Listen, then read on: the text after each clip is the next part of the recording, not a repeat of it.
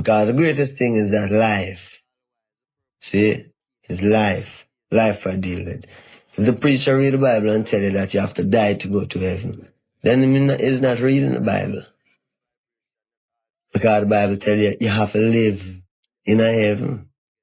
You don't die and go to heaven. You have to live in heaven.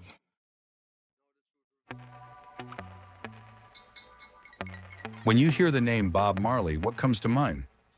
A reggae legend, a voice for the oppressed, a beacon of unity. But behind the music lies a story of struggle, resilience, and a profound desire to change the world. This is the story of Robert Nesta Marley. Born on February 6, 1945 in the small village of 9 Mile, Jamaica, Bob Marley grew up in poverty. His father, Norval Sinclair Marley, was a white British naval officer, while his mother, Cedella Booker, was a young black Jamaican woman. His mixed heritage often made Bob feel like an outsider, both in his community and in the broader world. Despite the challenges, Bob found solace in music. As a child, he was drawn to the rhythms of ska and Jamaican folk songs. His mother, Cedella, often sang to him, unknowingly nurturing the future voice of reggae. At the age of 14, Bob left school to pursue his passion for music. Moving to Kingston, he immersed himself in the vibrant yet struggling neighborhoods of Trenchtown, a place rich in culture but plagued by poverty. Here he met friends and future bandmates Bunny Wailer and Peter Tosh.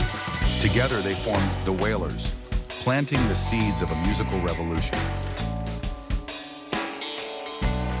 In the early 1960s, Bob and the Wailers began recording music that blended ska, rocksteady, and traditional Jamaican rhythms.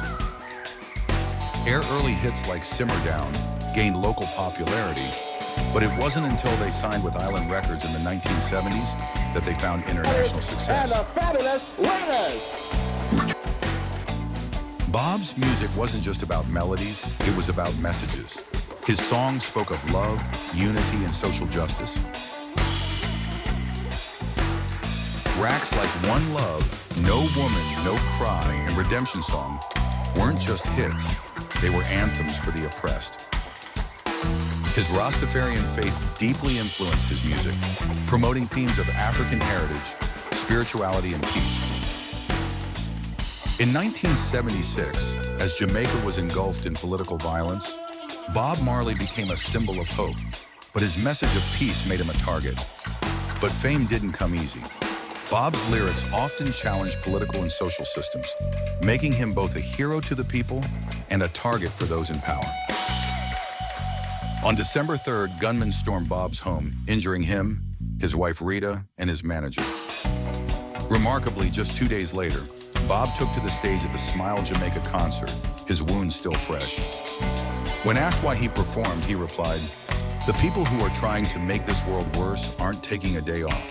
How can I?" This act of courage cemented his legacy not just as a musician, but as a leader and a symbol of resilience. Bob Marley's journey was cut short by melanoma, an aggressive form of cancer. Despite his illness, he continued to perform, spreading his message of unity and love until his final days. On May 11th, 1981, at just 36 years old, Bob passed away in Miami, Florida. His last words to his son Ziggy were simple yet profound. "Money can't buy life." Even in death, Bob Marley's influence only grew. His music transcends borders, uniting people of all races, cultures, and beliefs. Today, his songs are played at protests, celebrations, and everywhere in between, reminding us of the power of love and unity. From a small village in Jamaica to becoming a global icon, Bob Marley's story is one of transformation and hope.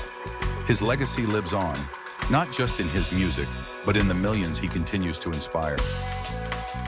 Bob Marley didn't just play reggae, he became reggae.